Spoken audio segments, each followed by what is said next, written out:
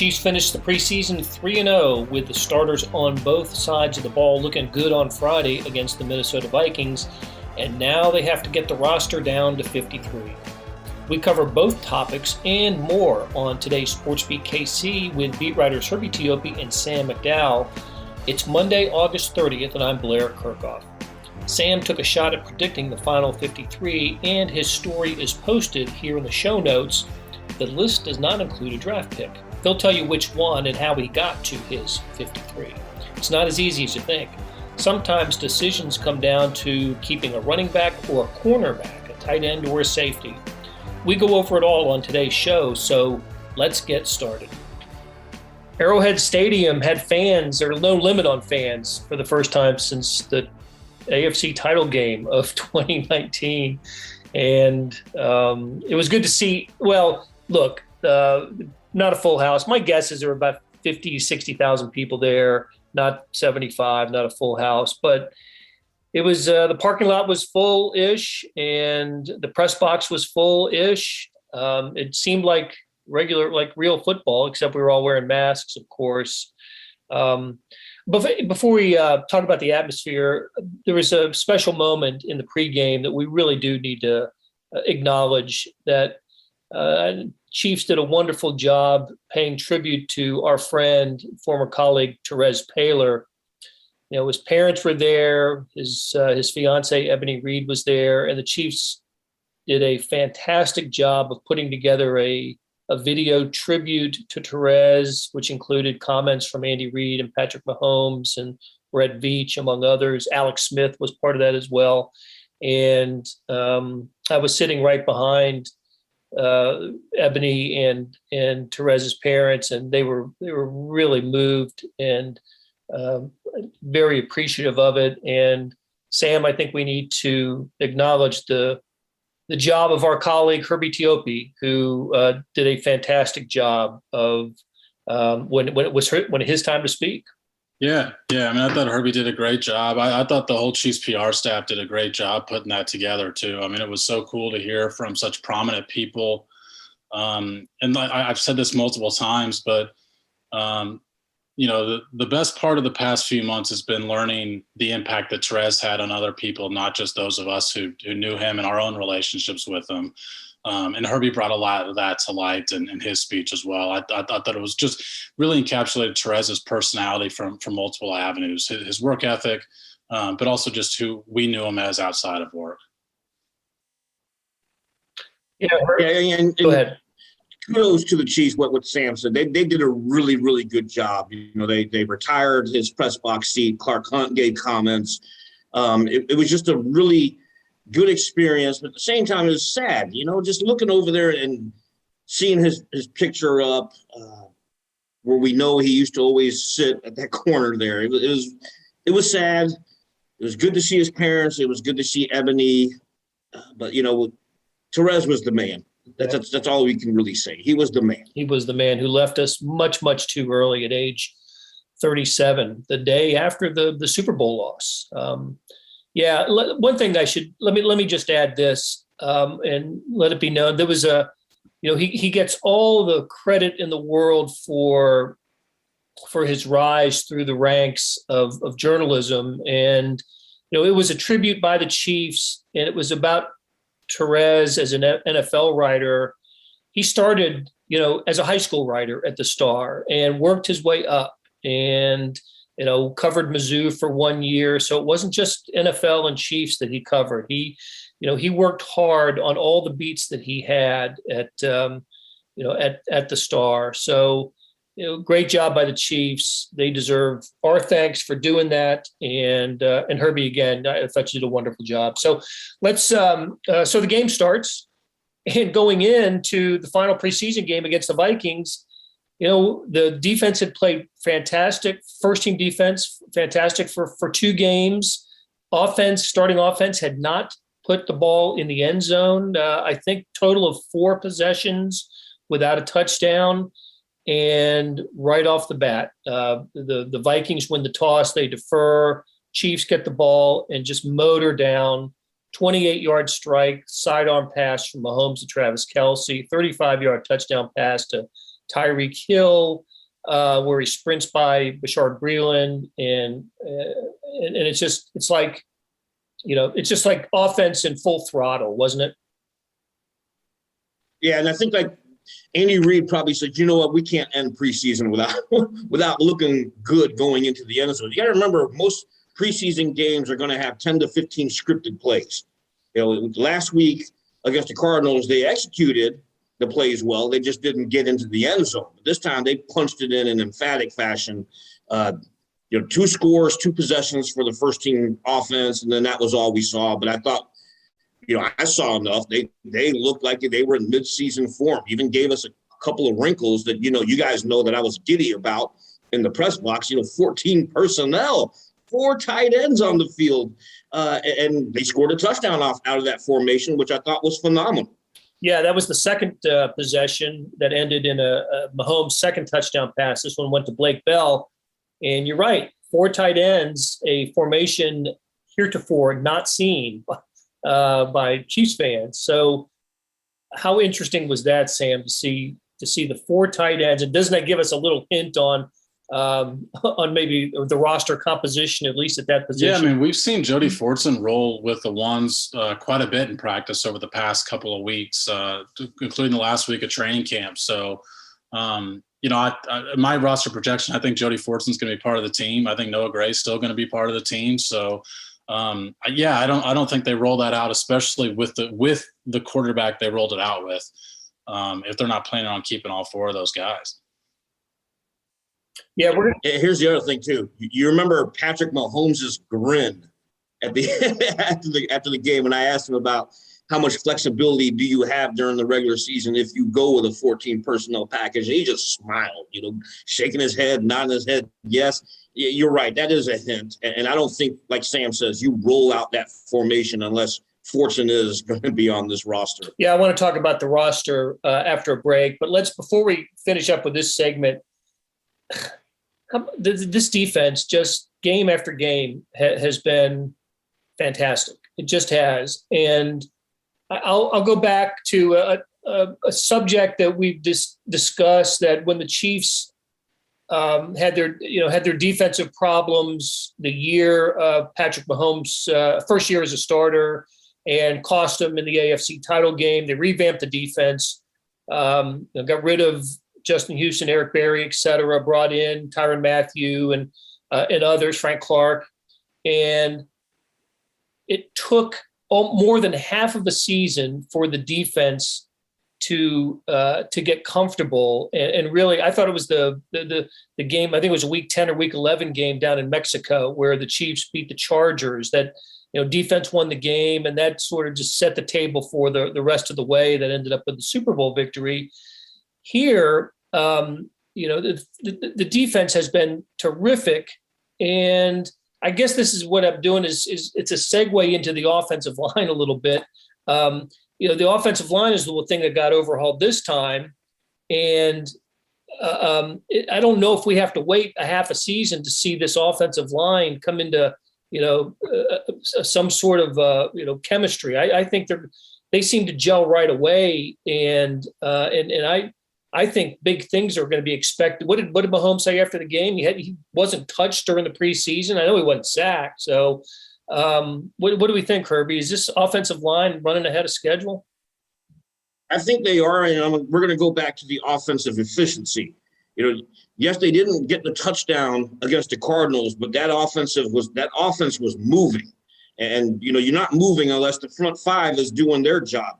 The 2 scores, the 2 drives against the Vikings is not happening unless you've got the front 5 doing their job. Mahomes had time to find Travis Kelce for that 28-yard gain. He had time back there to throw the pass up there for Tyreek Hill. I just think they are gelling, and they are ahead of schedule. Yeah, I think the offensive lines looked really good. They're obviously not going with the group that I think we anticipated maybe when they made all these offseason moves. I mean, we're seeing 3 rookies that are going to be starting probably on opening day. But I would just caution that we haven't seen the stuff we need to see yet, I think, to make the final determination. Teams aren't running exotic blitzes in preseason. They're not bringing extra guys that often. The Cardinals didn't play J.J. Watt. So the 49ers didn't play Bosa and a couple of their other defensive linemen. So they've looked as good as I think we could possibly expect. But I just think that what we've seen yet doesn't necessarily translate to exactly how, Orlando Brown's going to block against Myles Garrett on September 12th.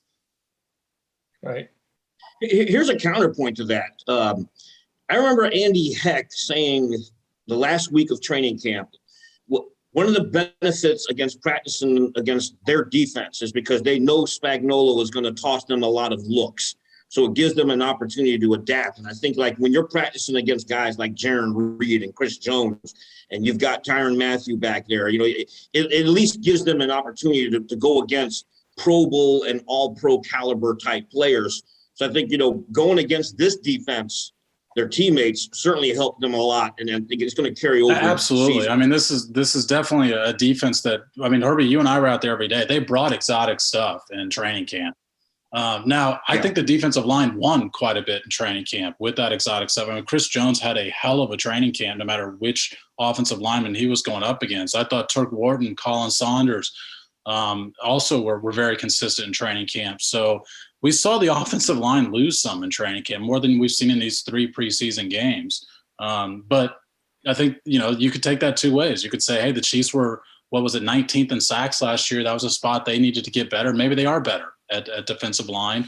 Or you could worry about the offensive line. I guess we'll find out.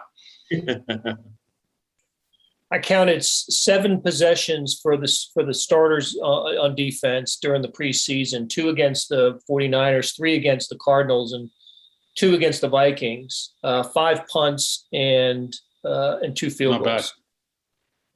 Not too bad at all. That's really encouraging. So, all right, we've got a lot of personnel decisions to make here, and we're going to get into that after we take a break. Hey, it's Blair. We have a special subscription offer for SportsBeat KC listeners, unlimited digital access to the Kansas City Star's award-winning sports coverage.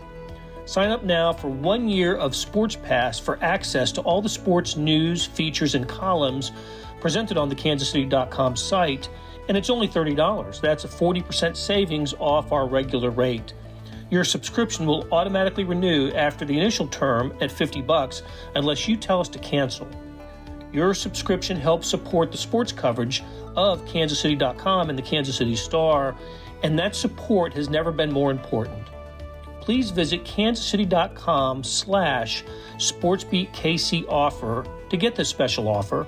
And as always, thanks for listening. We are back with Herbie Teope and Sam McDowell talking Chiefs on SportsBeat KC. The 53-man roster, we're recording this on Sunday, so I think we'll probably start to get some news of cuts on Monday, maybe as this is being put together, edited and produced. So forgive us for not being totally up to date on the news, but we're recording it Sunday afternoon, and there's no news yet, right, on cuts. But there are some interesting decisions to make, but not terribly important or vital to the success of the team decisions. Am I characterizing that right, Sam? Well, we're not looking at a starter here. We're yeah, not looking but I do think that, it's so hard to say. You never know. I do think one of these guys could potentially factor into a win at one point this season. I think there's a couple positions where they are deep enough to where there's going to be some talented guys that, they might end up cutting, might end up making other NFL rosters. All right, let's start on offense. And you have we will post in the show notes, and it's already on kansascity.com, your projected 53, Sam.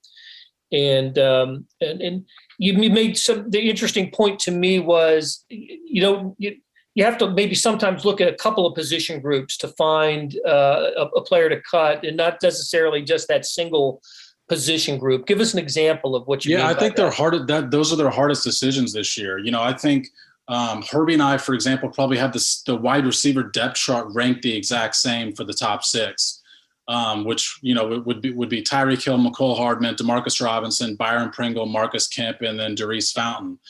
So the Chiefs' question isn't whether or not who beat out whom at that position. It's how many do they keep at each position?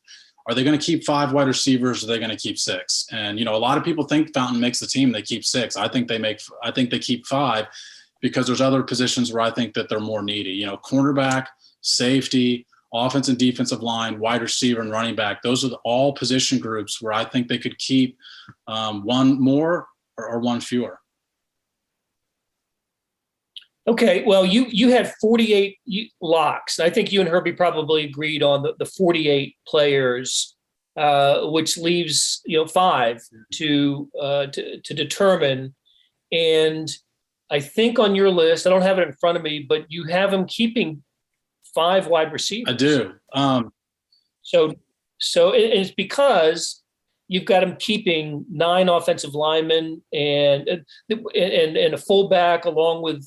Was it 3 running backs? Yeah, three running backs plus the fullback. I actually have him keeping 10 offensive linemen. But that's definitely one of the questions. I think, I've got him keeping Austin Blythe because I think offensive line's a tough spot because Austin Blythe and Laurent Duvernay-Tardif are both injured. So if you keep both of those guys, you have to keep 10, I think. And so the only question is, did Austin Blythe's late training camp injury cost him a roster spot? And that's the only way I can foresee them only taking 9 guys there. So I did sacrifice a receiver for that. The other spot is what we've already mentioned. I have them keeping 4 tight ends. They usually only keep 3, even though they kept 4 last year. And I've talked about this kind of throughout training camp, but I think if you keep 4 tight ends and only 5 wide receivers, well, Jody Fortson played wide receiver just last year.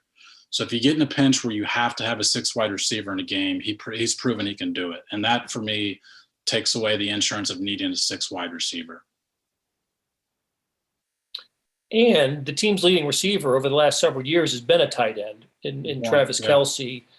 And I don't know where the number 5 and number 6 receivers have, how many catches or targets they've had in each of the last few years. It's not a great amount. And that's right? the other reason, Blair, that I don't have Fountain making the team is because those 5th and 6th wide receivers, those are Dave Teope guys, right? I mean, those are guys he's going to see more snaps on specials than the offense. And Teope, we all know what Marcus Kemp can do on special teams. I mean, he's as good as anybody they have, along with Watson, Dorian O'Daniel. Fountain isn't playing much special teams. And so I can't see them keeping a 6 wide receiver for the purpose of he might help their offense because those guys just aren't going to get snaps on the field for the offense. So I think Fountain is a great player. Like, I think if he gets cut on Tuesday, if I'm right about this, I think another NFL team picks him up. I don't think he clears waivers and the Chiefs are able to bring him back on the practice squad. Herbie, do you see that coming down to like Fortson or Fountain? I do and I don't. I tend to agree with Sam here. When you think about special teams, Dave Teope, unprompted, will always mention Marcus Kemp. Teope kind of, the way he talks about the roster, he kind of gives you hints on which way the Chiefs are leaning or which way his voice or his opinion on when it comes to setting the roster, who his guys are. I remember in training camp when he was asked specifically, who are your starting gunners? He specifically said Byron Pringle and Marcus Kemp. So we know those 2 spots are there. I think the 14 personnel package look that we saw, which in the 3rd preseason game, which is traditionally known throughout the league as the dress rehearsal, you're not rolling out that play unless Fortson is part of your group. And I really agree with Sam. I'm glad Sam finally came around on Fortson, after the last 2 years. But yeah, I think Fortson is the guy. Here's something, to what you said to our listeners. We're doing this on a Sunday. Typically in years past, we're already done with preseason games. We've had 3 straight days with preseason games now, and there's usually a gentleman's agreement around the league. You don't make cuts until all the preseason games are done. Not only that, teams don't want to tip their hand on who they're cutting for the teams that have yet to play. So, which is a reason why we haven't seen any movement probably after the Cleveland Browns game tonight. Are they playing tonight? Well, I know there were 4 games today. I don't remember who was playing and where they were spread out on the schedule. Yeah, the last game is, so we're probably, like you said earlier, by the time listeners get this is when we'll probably start seeing moves on a Monday. Okay. And the other thing about Kemp is there's a reason they brought him back, right? He finished the season with Miami last year, and the Chiefs decided to bring him back. They bring him back because they just like him, and he's a Dave Tobe favorite. And we got to talk to him after the game on Friday. I think one of us will end up writing about him this week. He is he's a valuable member of that special teams. So absolutely, Marcus Kemp is part of this team, and I'm afraid I have to agree with you on Fountain too. As much as I like him, as much as he's proved himself, I just, here I am trying to make a case for 6 wide receivers and 4 running backs. You might not have either, right? Yeah. If assuming Clyde Edwards-Helaire, Darrell Williams, and McKinnon all start the season, nobody's hurt. I just don't know if there's a place for Darwin Thompson or Derek Gore. How do you see it? Yeah, I've got him cutting both those guys, but the health is a major question, and we don't have necessarily all the information on that. I think that both Darrell Williams and Clyde Edwards-Helaire's injuries are minor, that they're going to be good for opening day. But are the Chiefs worried that there might be something lingering there, and therefore they have to keep an extra guy? That's possible. I think that's probably the only way that a guy like Darwin Thompson or Derek Gore get on the roster. And I'll point this out. Derek Gore's game on Friday against the Vikings, I think also illustrates that if you get in a pinch at running back, there are guys available. That's a deep position of free agents. I don't see both of those guys getting claimed on waivers, so I think one of them ends up on your practice squad. So I don't see the need to keep a 4th running back when we're talking about all these other positions where we're cutting talented players. Okay. And then you said 10 offensive linemen, or I'm sorry, you had 9. Orlando Brown, Joe Thuney, Creed Humphrey, Trace. I've got right. I'm sorry. Let me just to clarify, 9 locks. Yes. Yes. I'll go over again. Orlando Brown, Joe Thuney, Creed Humphrey, Trey Smith, Lucas Niang. Those are your starters. And then Mike Remmers, Andrew Wiley, Nick Allegretti, and LDT. I will point out again, I think I mentioned this to you the other night, that so the Chiefs in 2021 have their starting offensive line, and then they have their Super Bowl offensive line next. Because the 4 that you have listed behind who are running second team all started in a Super Bowl in each of the last 2 years. Hey, so that brings us to an interesting question. When teams are making up their roster, Herbie, you can speak to this. Is it typically 25, 25, and 3, 25 offensive players, 25 defensive players, and 3 special teamers? Or something close to it. It could be 26 on defense, 24 on offense. It's really going to depend on the makeup of the team. You got a veteran team, you know what you have, then you can probably go half and half, or you can go 26, 24. So it's really going to depend on the makeup of the team, the coaching staff's comfort in those players, and if it's the same foundation, it's probably what you're going to have, the same split. And the 3 special teamers, of course, are kicker, punter, and the long snapper. They're people too now. Yes, they are. They are people too. All right, let's switch it over. Let's switch it over to defense. You've got 9 listed as the locks: Chris Jones, Frank Clark, Jaron Reed, Derek Nottie, Mike Dana, Turk Wharton, Colin Saunders, Alex Okafor, and Josh Kando. Is there a 10th defensive? I don't think so. But you tell me. Yeah, I've got him keeping Tim Ward. And now when I said to lead this off that their toughest decisions are how many, the depth chart is, that's the toughest. If they go in saying, hey, we're keeping 10 defensive linemen, that's their toughest decision on the depth chart is Damone Harris or Tim Ward. And Ward has 3 sacks in the preseason. He's had pretty consistent pressure, so I've got him keeping Tim Ward. Now, 10 is a lot of defensive linemen. It's also what they kept last year, though. NFL teams have trended more towards defensive linemen and fewer linebackers. They like to rotate the defensive linemen because safeties are playing more often than linebackers are these days. So I've got him keeping an extra there, but that is a scenario that could go many ways. It could be Damone Harris, it could be Tim Ward, or it could be neither.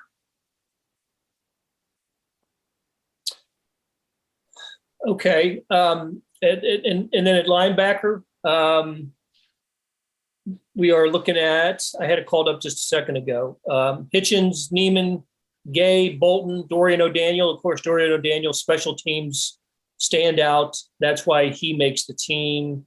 And I don't see another linebacker making the team, do you? I mean, that when I'm filling this out, that was the one I skated through. That was the easiest position group by far, I thought, other than quarterback, I guess. But those five, I think, are just it's going to be exactly those five. I would be shocked if it's not just exactly those five.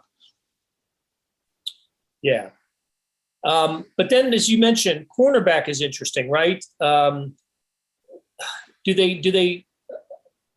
going to keep five with four safeties, or how do you think it shakes out? And there's interesting competition here between DeAndre Baker and Bo Peep Keys. Yeah, I mean, the safety thing is, I think, forcing their hand on cornerback. I'm kind of looking at it as defensive backs, even though these guys play specific positions. I think you've got four pretty much locks at cornerback with Snead, Ward, Hughes, and Fenton.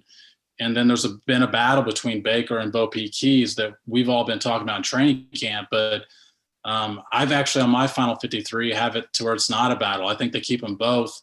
And it's because I think early on in camp, Herbie, we all had him keeping five safeties. And it's because Devin Key was rolling with the ones and twos.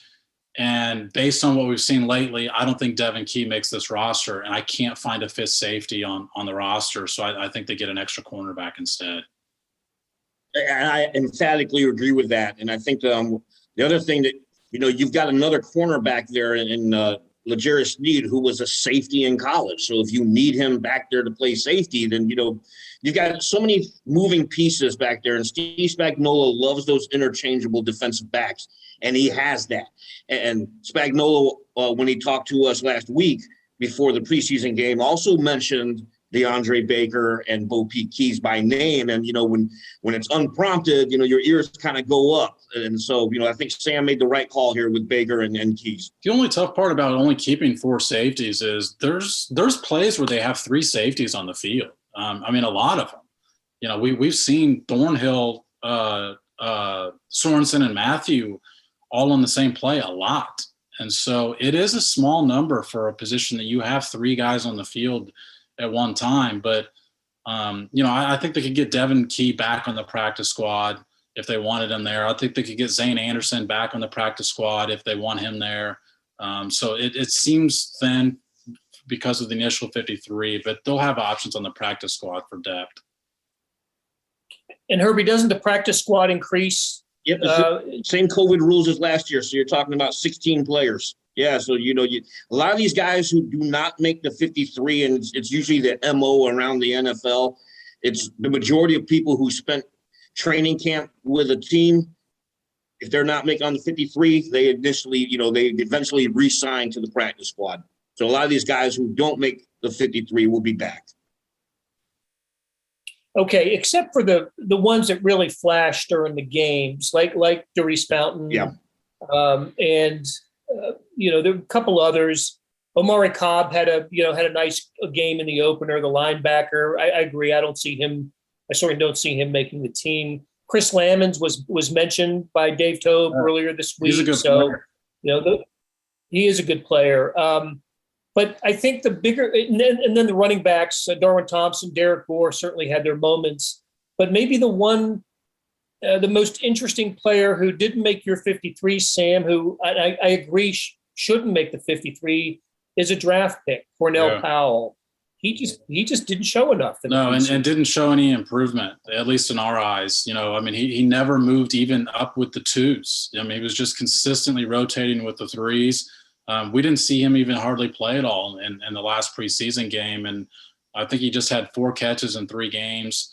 I think that there's probably that guy has to go into their calculus as far as what Herbie just mentioned with the practice squad. Do you think if you release a guy like that, you'll get him back? I don't think there's enough tape out there on Cornell Powell for one of the other 31 teams to be impressed. but maybe somebody else liked him in the draft, and the Chiefs stepped in front of him and took him, and therefore they are willing to take a risk. Now, if that team takes a risk, they got to put him on the 53. So I just don't really see enough there for a team to do that, but maybe some team will surprise us. So, barring that, I think he's back on the practice squad, but we didn't see anything from him in training camp. I mean, there was not a day in the entire training camp that Herbie and I are looking at each other saying, hey, Cornell Powell had a great day out here today. Agreed. And I'm going to go to the coaching staff. We asked Eric Bieniemy about Cornell Powell, and his response, he prefaced it well. He's a rookie. That's not a really strong endorsement. And then after Friday night's game, Andy Reid was asked about Cornell Powell, and he didn't really give a ringing endorsement outside of, he's been doing a good job. It's not one of those, we like him, he's coming, he's going to have a role here. But if you keep Powell, it's at the expense of another player. And then when you look at the top five, I just don't see how he fits there. How about the Chiefs? Are they going to be, when we look at their 53, we're looking at players that we think are going to land elsewhere. Do we think players from the other 31 have a chance to land on this Chiefs roster? What do you think, Herb? There's a reason why we don't see any moves right now, because I guarantee you Brett Veach and all his personnel staff are going through all the preseason games tape from all around the league, and they're probably sitting in their office right now watching these games. Those kinds of moves that you mentioned happen all the time. And, even in Chiefs history under this regime, before Brett Veach took over, you remember what was famously called the Chiefs' second draft, where they made sweeping changes after they established the 53. You'll see trades happen. So not going to put that beyond the realm of possibility when it comes to the wheeler and dealer and Brett Veach, because, he might surprise us. But, they're certainly doing their due diligence right now, keeping track of what's happening around the league. We talked about safety. I think they're thin at safety beyond their front three. And then Armani Watts is the fourth because he's a really good special teams guy. He hasn't really developed into a consistent defensive role. But if there's a prominent safety out there who's cut, that decision where I kept Bo Peep Keys and DeAndre Baker, maybe it's either or. And then you pick up one of these safeties who's cut instead. Makes sense. All right. All of this will unfold over the next few days, and you can keep up with it on the Kansas City Stars draft tracker. Not draft, but draft. We do trackers for everything, but not draft tracker, but the roster shaping tracker is what I guess we can call it. And that'll go up, I guess, sometime on Monday. Who knows? But look for it on kansascity.com. Okay. Herbie Teope, Sam McDowell, thanks a lot, you guys, and we will talk again later this week. That'll do it for today. Thanks to our SportsBeat KC production staff of Beth Welsh, Lonnie Davis, Jeff Rosen, Chris Fickett, and Savannah Smith. Tip of the cap to Herbie Teope and Sam McDowell for talking Chiefs and the NFL. Links to their stories can be found in the show notes and on kansascity.com. Hey, we got another deal for you. You can subscribe to Sports Pass for 99 cents a month. That's right, 99 pennies a month. Sports Pass is the online version of the Star Sports section. You get all the stories that appear in the print editions of the Star, plus additional stories that appear only on the website. And of course, they post first on kansascity.com. After 3 months, it auto-renews at $5.99 a month unless you cancel. And it's a great time to subscribe. Read about what's going on with the Chiefs, the Royals, the colleges, our soccer teams, and more. You go to kansascity.com/sportspass2020. That's kansascity.com/sportspass2020. So whether it's the Sports Pass or the full subscription, you're getting and supporting the best sports and news coverage in Kansas City and helping us produce programs like SportsBeat KC. Thanks for listening, and we'll be back on Tuesday with another episode.